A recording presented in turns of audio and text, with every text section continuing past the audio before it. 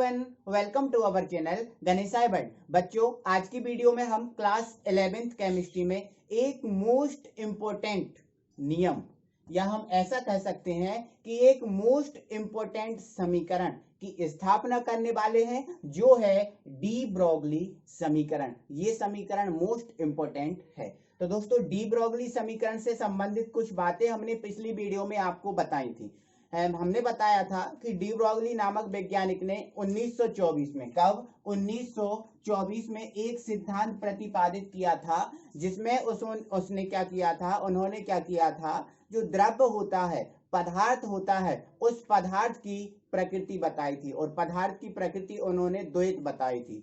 मतलब जो पदार्थ होता है वो पदार्थ तरंगों के साथ भी गति करता है और वो पदार्थ कणों के साथ भी गति कर सकता है। ठीक है, ये मैंने आपको बताया था, प्रकाश एवं द्रव्य की द्वैत प्रकृति, जब मैंने समझाया था। तो यदि आपने उसको नहीं देखा तो वीडियो के डिस्क्रिप्शन में उसका लिंक मिल जाएगा, आप उसको देखना और समझ सकते हो। ठीक है, तो दोस्तों आगे उन्होंने, डी ब्रोगली नामक वैज्ञानिक ने एक कल्पना ये भी की है ना, उन्होंने ये भी बताया कि जो गतिमान कण होता है, उस गतिमान कण से संबंधित तरंग दैर्घ्य, और तरंग दैर्घ्य को हमने आपको बता दिया था दोस्तों, तरंग दैर्घ्य भी हमने पढ़ा दिया था, जिसको हम व्यक्त करते हैं किससे, लैम्डा से, है ना। तो डी ब्रोगली के अनुसार गतिमान कण से संबंधित तरंग, जो गतिमान कण है उस कण से संबंधित तरंग की जो तरंग दैर्घ्य होती है, मतलब लैम्डा होती है, वो कण, उस गतिमान कण के संवेग, अब संवेग क्या होता है, तो दोस्तों संवेग होता है p। क्या होता है, संवेग होता है क्या, p। तो गतिमान कण के संवेग के व्युत्क्रमानुपाती होती है, अर्थात लैम्डा व्युत्क्रमानुपाती 1/p, है ना दोस्तों। यदि देखो बटे में लिख देते हैं तो इसका मतलब क्या होता है, व्युत्क्रमानुपाती। अब समानुपाती का मतलब लैम्डा समानुपाती p, मतलब अगर बटे में नहीं लिखते तो इसका मतलब समानुपाती होता है, और बटे में लिखते हैं तो उसका मतलब क्या होता है, व्युत्क्रमानुपाती। ठीक है, अब समानुपाती का मतलब दोस्तों ये होता है, एक बढ़ेगा तो दूसरा भी बढ़ेगा, और व्युत्क्रमानुपाती का मतलब ये होता है कि एक बढ़ेगा तो दूसरा घटेगा। ठीक है, एक बढ़ेगा तो दूसरा घटेगा, मतलब दोस्तों तरंग दैर्घ्य बढ़ेगा तो जो कण है उस कण का संवेग घटेगा, और कण का संवेग घटेगा तो जो तरंग दैर्घ्य है कण का वो होगा, बढ़ेगा। वो क्या होगा, बढ़ेगा। ठीक है, तो ध्यान रखना दोस्तों, डी ब्रोगली के अनुसार गतिमान कण से संबंधित तरंग की जो तरंग दैर्घ्य होती है वो कण के संवेग के व्युत्क्रमानुपाती होती है ना। मतलब तरंग दैर्घ्य बढ़ेगा तो संवेग घटेगा, तरंग दैर्घ्य घटेगा तो संवेग बढ़ेगा, है ना। जिसे डी ब्रोगली नामक वैज्ञानिक ने, मतलब इसको सिद्ध करने के लिए लैम्डा समानुपाती 1/p, इसको सिद्ध करने के लिए जो डी ब्रोगली नामक वैज्ञानिक ने हैं, इन्होंने आइंस्टीन और प्लांक सिद्धांत की सहायता ली, है ना। आइंस्टीन और प्लांक सिद्धांत की सहायता ली। तो दोस्तों आइंस्टीन सिद्धांत आपको फिजिक्स में मिलेगा, आपको फिजिक्स में पढ़ना पड़ेगा, है ना। और आइंस्टीन के सिद्धांत के अनुसार जो ऊर्जा होती है वो होती है mc², जहां पर m रहेगा द्रव्यमान और c रहेगा कण का वेग। ये मैंने आपको पहले ही बता दिया। वेग तो मैंने आपको समझा दिया तरंग का, कि तरंग वेग को हम किससे व्यक्त करते हैं, c से। दोस्तों यदि आप ये सब चीजें नहीं देखी हैं तो आप वीडियो के चैनल के प्लेलिस्ट में जाकर 11th की सेकंड यूनिट निकालना और आप उसको पूरा मिल जाएगा, सब कुछ समझ लेना। ठीक है, तरंगों के गुण में। ठीक है, तो आइंस्टीन सिद्धांत क्या होता है दोस्तों, E बराबर mc², जो आपको फिजिक्स में पढ़ना होगा, है ना। बाकी मैंने दोस्तों mc², बाकी दोस्तों जो प्लांक सिद्धांत है वो मैंने आपको क्लियर करा दिया है, पढ़ा दिया है। जो क्या होता है E बराबर h न्यू, E बराबर h न्यू, ये मैंने आपको पढ़ा दिया है। ठीक है, तो दोस्तों इन्होंने क्या किया, डी ब्रोगली नामक वैज्ञानिक ने आइंस्टीन और प्लांक सिद्धांत की सहायता ली और ये सिद्ध किया कि जो लैम्डा है वो व्युत्क्रमानुपाती होता है संवेग के। ये चीज उन्होंने सिद्ध की। अब कैसे सिद्ध की उसको समझ लो आप। ठीक है, तो सबसे पहले हम किसकी सहायता लेंगे, आइंस्टीन सिद्धांत की सहायता लेंगे। ठीक है, तो यहाँ पर हम लिखेंगे आइंस्टीन, एक मिनट, आइंस्टीन सिद्धांत के अनुसार, आइंस्टीन सिद्धांत के अनुसार अब आइंस्टीन सिद्धांत के अनुसार क्या होता है दोस्तों, क्या होता है, E बराबर mc², मतलब जो ऊर्जा होती है वो द्रव्यमान और वेग के स्क्वायर का गुणनफल होती है। ठीक है, आपको ये समीकरण 1 दे देना। ये आइंस्टीन सिद्धांत जब आप फिजिक्स 11th फिजिक्स पढ़ोगे तो उसमें ये आपको मिल जाएगा। ठीक है, अब ये हो गया। और उन्होंने किसकी सहायता ली, प्लांक सिद्धांत की। तो लिख लेंगे प्लांक सिद्धांत के अनुसार, प्लांक सिद्धांत के अनुसार। अब प्लांक सिद्धांत के अनुसार दोस्तों क्या होता है, हमने क्या पढ़ा था, देखो हमने क्या पढ़ा था कि जो H होता है, क्या होता है, जो H होता है, या फिर दोस्तों डायरेक्ट आप समझो, E बराबर हमने क्या पढ़ा था, H न्यू, ये पढ़ा था। ठीक है, और अंत में हमने क्या रखा था दोस्तों, जो न्यू है उस न्यू का मान रखा था। न्यू का मान क्या होता है, C upon lambda, C upon lambda. तो ये इसमें जो न्यू का मान रखा था, तो अंत में जो हमारा समीकरण आया था वो E बराबर SC अपॉन लेमडा आया था। ये प्लांक सिद्धांत में हमने देखा। ठीक है, तो फाइनली दोस्तों जो प्लांक सिद्धांत होता है या तो वो ये होता है या तो फिर ये होता है। इन दोनों में से आप कोई भी प्लांक सिद्धांत में रख सकते हो। ठीक है, तो हम दोस्तों इसका यूज करेंगे, है ना, क्योंकि हम इससे भी इसको सॉल्व कर सकते हैं, बाकी हम इसका यूज कर लें, कोई दिक्कत नहीं है। ठीक है, तो प्लांक सिद्धांत के अनुसार क्या होता है, E बराबर H न्यू, E बराबर H न्यू। इसको आप दोस्तों दे सकते हो समीकरण नंबर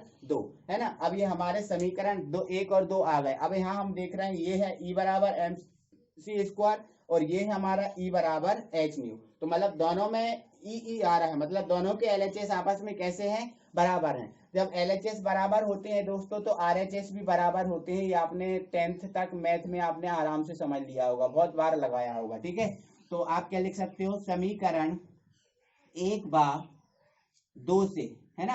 अब LHS बराबर है तो RHS अपने आप में कैसे हो जाएंगे, बराबर। तो इसको हम इसके बराबर कर देंगे, है ना। तो क्या हो जाएगा, H न्यू बराबर mc², मतलब इसको मैंने पहले लिख दिया, इसको मैंने बाद में लिख दिया। ठीक है, चाहो तो इसको पहले इसको बाद में कैसे भी कर सकते हो, कोई दिक्कत नहीं। ठीक है, अब देखो, अब समझो दोस्तों, जो न्यू होता है उसका मान क्या होता है, H upon lambda. H upon क्या होता है, सॉरी दोस्तों, C अपॉन लेमडा। क्या होता है, C अपॉन लेमडा। ये किसका मान होता है, न्यू का मान होता है। तो यहां से हम इस न्यू का मान रखेंगे, तो न्यू का मान रखेंगे C अपॉन लेमडा, तो रख दिया हमने C अपॉन लेमडा बराबर mc², है ना। तो एक C से एक C कैंसिल हो गया, एक C से एक C कैंसिल हो गया। अब देखो यहाँ पर क्या बचा, तो देखो इधर समझना। अब देखो यहाँ पर मैं इसको सॉल्व कर रहा हूँ। ठीक है, तो H अपॉन लेमडा बराबर mc। देखो एक सी से एक सी कैंसिल हो गया, है ना, एक ही सी बचा।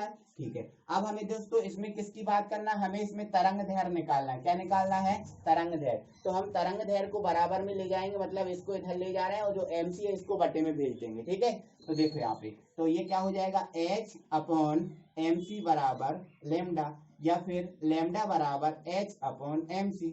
कोई दिक्कत है, कोई दिक्कत नहीं। ठीक है, अब आपको पता है दोस्तों ये क्या है, द्रव्यमान है, और ये क्या है, वेग है ना, तरंग वेग होता है ना। तो दोस्तों आपने एक चीज पढ़ी होगी, संवेग। जो संवेग होता है, इस संवेग का फॉर्मूला क्या होता है, फिजिक्स में आपने पढ़ा होगा, द्रव्यमान इंटू वेग। दिख रहा है यहाँ पे, ठीक है।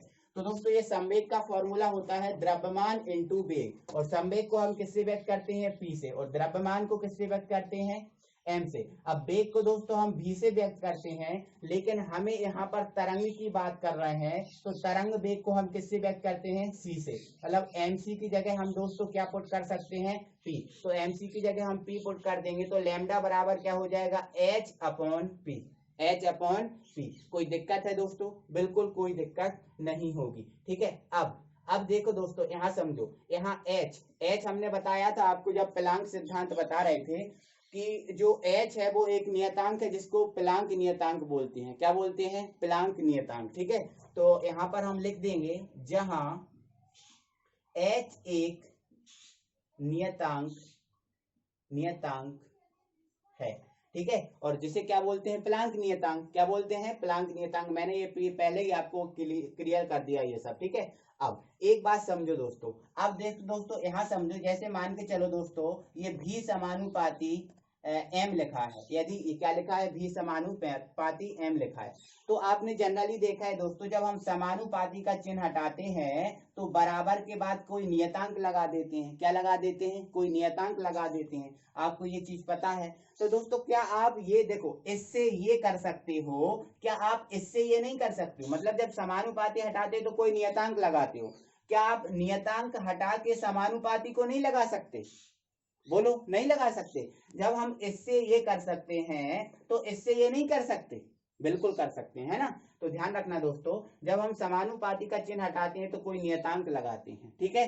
तो दोस्तों उसी प्रकार से जब हम नियतांक हटाएंगे तो हम क्या सा लगा सकते हैं? समानुपाती का चिन्ह लगा सकते हैं, ठीक है। तो आपको क्लियर हो गया होगा, है ना। तो दोस्तों यहाँ पर आपको पता है h नियतांक है, और इस नियतांक को हटाएंगे तो हम उसमें क्या लगा देंगे? समानुपाती, ठीक है, समानुपाती का चिन्ह, ठीक है। अब देखो लेमडा, इस h को हटाया तो ये हमने लगा दिया समानुपाती का चिन्ह। अब h हट गया, यहाँ पर क्या बचा? 1, और ये आ गया p, है ना। तो हमने देखा कि ये अपॉन में आ गया, मतलब दोस्तों जो तरंग दैर्घ्य है वो संवेग पे कैसे आ रही है? व्युत्क्रमानुपाती आ रही है। और देखो यही इन्होंने बताया था कि जो तरंग दैर्घ्य है संवेग पे कैसी होती है? व्युत्क्रमानुपाती होती है। तो ये दोस्तों हमारा डी ब्रोगली समीकरण हुआ पूरा, इधर से लेकर इधर तक ये हमने सिद्ध कर दिया, और ये हमारा डी ब्रोगली समीकरण कहलाता है। आई होप दोस्तों कि ये समझ में आया होगा। अंत में क्या लिख दोगे? अतः यह डी ब्रोगली समीकरण है। अंत में क्या लिख दोगे? अतः डी ब्रोगली समीकरण है। कोई दिक्कत नहीं होगी। आई होप कि आपको पूरा सब समझ में आया होगा। एक बार और क्लियर कर रहा हूं मैं दोस्तों। देखो, तो उन्होंने क्या कहा कि जो तरंग दैर्घ्य होती है वो तरंग दैर्घ्य संवेग की व्युत्क्रमानुपाती होती है, मतलब लैम्डा व्युत्क्रमानुपाती p, ये चीज उन्होंने बताई, और इसी चीज को उन्होंने सिद्ध किया। और इस चीज को सिद्ध करने के लिए उन्होंने आइंस्टीन और प्लैंक सिद्धांत की सहायता ली। तो आइंस्टीन सिद्धांत क्या होता है? E बराबर mc², ये लगा दिया। प्लैंक सिद्धांत क्या होता है? E बराबर h न्यू, ये लगा दिया। अब हमने इनमें देखा कि समीकरण 1 और 2 में E मतलब LHS बराबर है, तो RHS को बराबर कर दिया, तो ये वाली कंडीशन बनी। यहाँ से हमने देखा कि जो न्यू होता है वो उसका मान होता है c/λ, तो इसका हमने मान रख दिया। एक सी से एक सी कैंसिल हो गया, तो हमारे पास ये कोई स्थिति आई। तो इसमें देखा कि हमें किसका मान निकालना है? तरंग दैर्घ्य का मान निकालना है। तो इसको हम इधर लेके आए, इसको हम इधर लेके गए, तो ये वाली हमारी कंडीशन बनी। यहाँ से हम इसको इस तरफ लिख लिया, इसको इस तरफ, है ना। तो हमने देखा दोस्तों जो m और c है वो द्रव्यमान और वेग का गुणनफल है, और द्रव्यमान और वेग का गुणनफल कहलाता है दोस्तों संवेग। तो यहाँ से हमने mc की जगह रख दिया है p, है ना। अब ये हमने रख दिया, तो हमें पता है कि h एक नियतांक है। क्या है? h एक नियतांक। तो दोस्तों हमने देखा है कि जब हम समानुपाती का चिन्ह हटाते हैं तो कोई नियतांक लगाते हैं। तो क्या हम नियतांक को हटाने पर समानुपाती का चिन्ह नहीं लगा सकते? बिल्कुल लगा सकते हैं, ठीक है। तो इसको हटाया तो ये समानुपाती का चिन्ह आ गया, तो h व्युत्क्रमानुपाती क्या आ गया? p, और यही हमें सिद्ध करना था। तो ये दोस्तों डी ब्रोगली समीकरण आया है। आई होप कि आपको समझ में आ गया होगा दोस्तों। ये हमारे एग्जाम के पॉइंट ऑफ व्यू से मोस्ट इंपॉर्टेंट चीज है ना। तो दोस्तों वीडियो अच्छा लगा है, मजा आया है, तो वीडियो को लाइक कीजिए दोस्तों। और यदि आप नए व्यूअर हैं, अभी तक आपने चैनल को सब्सक्राइब नहीं किया है, तो प्लीज चैनल को सब्सक्राइब करें और बेल आइकन को प्रेस करें, है ना। और दोस्तों अपने दोस्तों लोगों को भी फ्रेंड करें ताकि उन लोग का भी फायदा हो। Thank you very much.